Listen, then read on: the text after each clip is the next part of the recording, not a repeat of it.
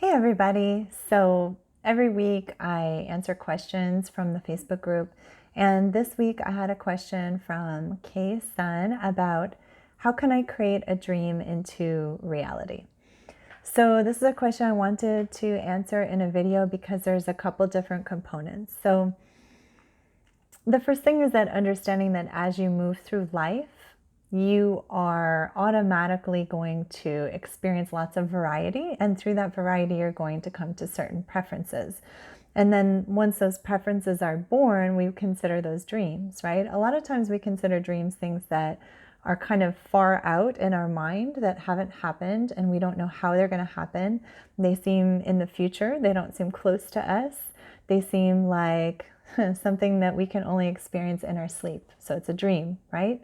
Until it becomes a reality. So the question is, how do you close that gap between what you prefer to be in your experience, whether that's a state of being, a physical object, or an experience that you want to have? How do we take that from being somewhere out in the future to being in my present reality? So the first step is to realize that you're not creating from the sense of going out and getting something. You're creating internally. So if you take the external environment out of the picture for a moment and go into your creative workshop, into your play space, so to speak, and you start to move things around inside of your mind and think about things inside of your mind as being exactly how you want them to be, and start playing in that, start feeling in that, and start imagining. In fact, you don't really have to imagine how you feel, because how you feel will start coming to the surface. So you just have to imagine what the situation would be, and then the embodiment states will start to come into your awareness and come into your body to be felt and experienced. Once that happens, now you have an anchor in terms of emotion that you can then tap into over and over and over and over again, just by thinking about those similar circumstances, similar experiences. For example, if you want to create really amazing relationships with your friends, and you feel like your friends aren't particularly matching you in this moment, or you look at your friend circle and you're like, you know what, I've outgrown that, I'm not doing that anymore. I want people who are on my same vibration, who are thinking the same thoughts that I think. If you start to imagine what that would feel like inside, if you start to imagine talking to that person, you start to imagine interacting with that person, having lunch with that person, doing things that are super fun for you, the moment that you start imagining that, you're activating these parts of your experience from your memory that you've had that before, and that emotion has been present before. So you can now pull those experiences into your pictures and start working with those as well.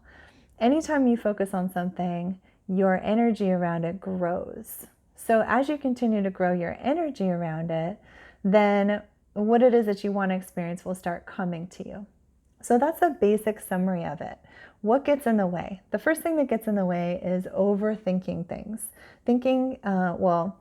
Number one, thinking that you have to go outside and move people around, change people's perspectives, find new friends, go into new experiences. If you're inspired to do that, great. That's coming from a different place.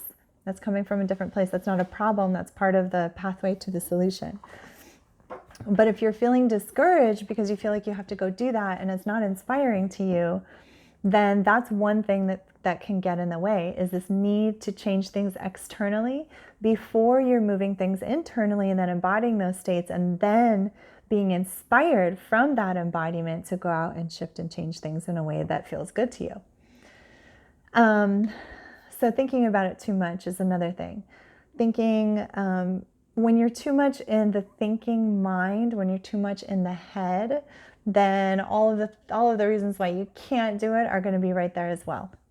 So the more that you can move into the body, and I talk about this a lot in terms of Dr. Joe Dispenza's teaching, the more you can move out of high beta state, which is where your attention is focused in lots of different directions, to a coherent state of focused awareness and attention, where you're grounded, you're solid, you're stable, and you're focused in one area. And then you're working with that area and building that area up so that you start to feel those embodied states.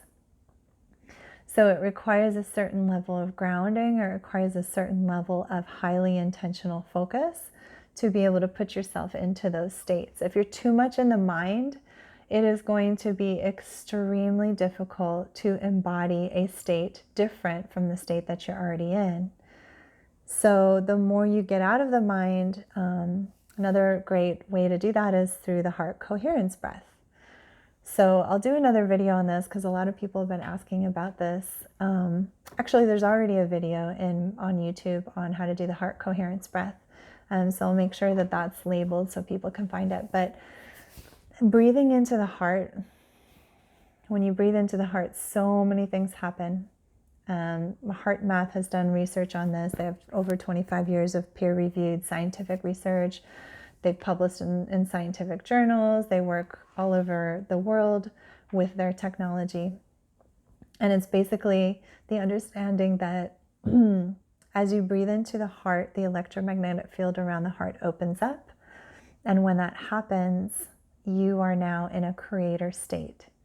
The mind also gets brought into a coherent state and into a state of focus. The whole body is brought into a state of balance. So that's another way to get out of the mind and to stop thinking about what you're trying to create. Because the way that we get what we want to experience is not by thinking about it, it's by being it, it's by embodying it, it's by moving into the body. So I hope that helps. If you have any other questions about this, please drop them in the comments below, and I'll see you guys next time. Bye.